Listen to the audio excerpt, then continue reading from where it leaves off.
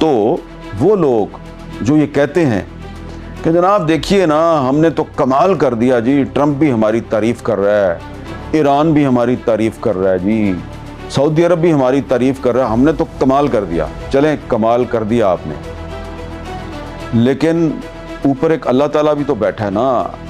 अल्लाह ताला भी तो हमें देख रहा है। ये दुनिया का सबसे झूठा आदमी जो ट्रंप है और दुनिया का सबसे जालिम आदमी नेतन्याहू, ये दोनों इकट्ठे हैं, एक तरफ इकट्ठे हैं, दोनों दुश्मन है मुसलमानों के।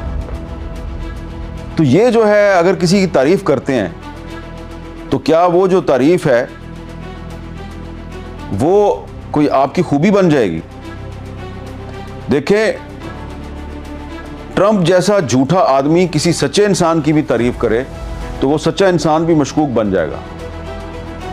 इसलिए अब हम इस स्टेज पर पहुंच गए हैं कि हमें अमन के लिए कोशिश ज़रूर करनी चाहिए, सीज़ फायर के लिए कोशिश ज़रूर करनी चाहिए, लेकिन हमें अब ये कोशिश नहीं करनी चाहिए कि हम ट्रंप को भी खुश रखें और हम ईरान को भी खुश रखें और बाकियों को भी खुश रखें, क्योंकि ये झूठ और सच के दरमियान न्यूट्रलिटी का जो ड्रामा है और ये जो चक्कर है, ये हमें ख़राब कर सकता है।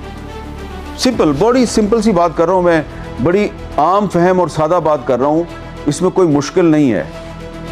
कुछ लोग कहेंगे वो जी डिप्लोमेसी के बड़े तकाजे होते हैं जी, हिकमत के कुछ तकाजे होते हैं जी, देखें जी आपको तो डिप्लोमेसी में तो सुपर पावर है अमेरिका, उसको भी साथ लेके चलना है, और ईरान जो है वो उसको भी साथ लेके चलना है।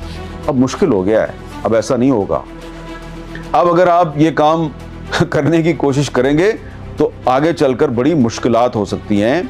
और सबसे बड़ी बात यह है कि जिस नैरेटिव की बुनियाद झूठ हो, जो ट्रंप का नैरेटिव है वो झूठ है। ट्रंप जब कहता है जी कि वो हाँ जी हम तो सीज फायर चाहते हैं, हाँ जी हम तो अमन चाहते हैं, वो नहीं चाहता, वो अमन नहीं चाहता, वो ईरान के तेल के ज़खायर पे कब्जा करना चाहता है, वो मुसलमानों को आपस में लड़ाना चाहता है, वो पाकिस्तान को ईरान के खिलाफ इस्तेमाल करना चाहता है, सऊदी अरब को ईरान के खिलाफ इस्तेमाल करना चाहता है, वो हमें आपस में लड़ाना चाहता है।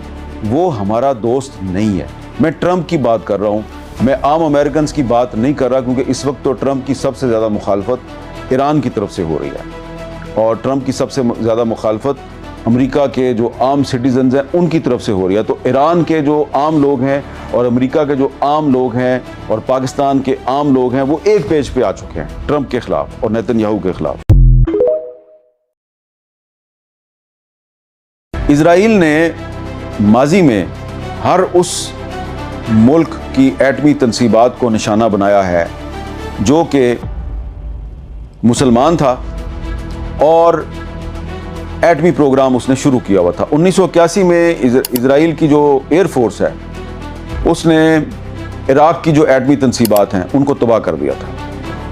2007 में इजरायली एयरफोर्स जो है उसने जो शाम है उसमें एक जगह पे एक छोटा सा महदूद सा एटमी प्रोग्राम चल रहा था, एक एटमी रिएक्टर बनाने की कोशिश हो रही थी, 2007 में उसको भी तबाह कर दिया था। और अब उसके बाद से इजराइल के दो निशाने हैं, किसी को ये मेरी बात अच्छी लगे या ना लगे, एक ईरान, दूसरा पाकिस्तान। और पहले भी मैं ये बात आपको बता चुका हूं, इसकी ठोस डॉक्यूमेंट्री एविडेंस मौजूद है कि इजराइल एक दफ़ा नहीं 2-3 दफ़ा जो पाकिस्तान का न्यूक्लियर प्रोग्राम है उसको टारगेट करने की कोशिश कर चुका है।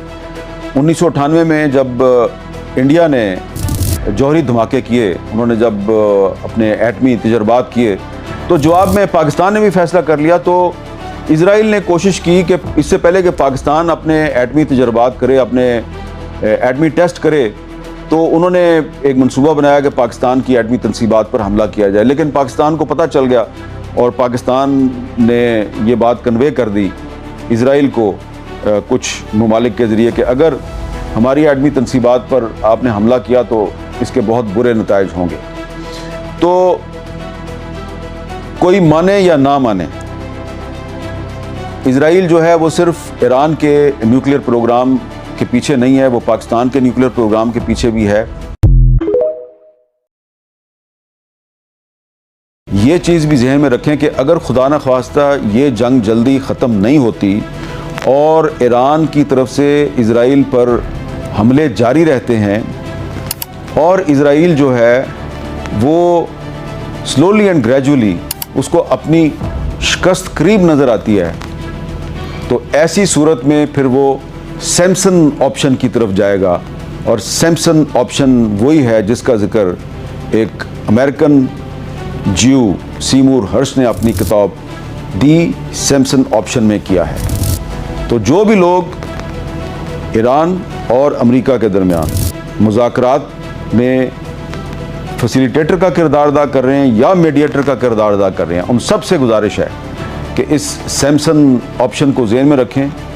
और वो जो कॉलिन पावल की ईमेल है कि इज़राइल के पास 200 के करीब एटमी हथियार हैं, उसको भी ज़हन में रखें। सीज़ फायर ज़रूर होना चाहिए, दुनिया में अमन ज़रूर कायम होना चाहिए, लेकिन ये अमन जो है ये सिर्फ उस सूरत में कायम नहीं होगा कि आप ईरान से कहें कि तुम अपना एटमी प्रोग्राम रोल बैक कर दो। जब तक इज़राइल अपना एटमी प्रोग्राम रोल बैक नहीं करता और जो 200 एटमी हथियार उसके पास मौजूद हैं उनको इंटरनेशनल एटॉमिक एनर्जी एजेंसी की निगरानी में अगर ज़ाया नहीं किया जाता या उसके हवाले नहीं किया जाता तो दुनिया में अमन कायम नहीं हो सकता। ये वन वे ट्रैफिक से तो अमन कायम नहीं होगा।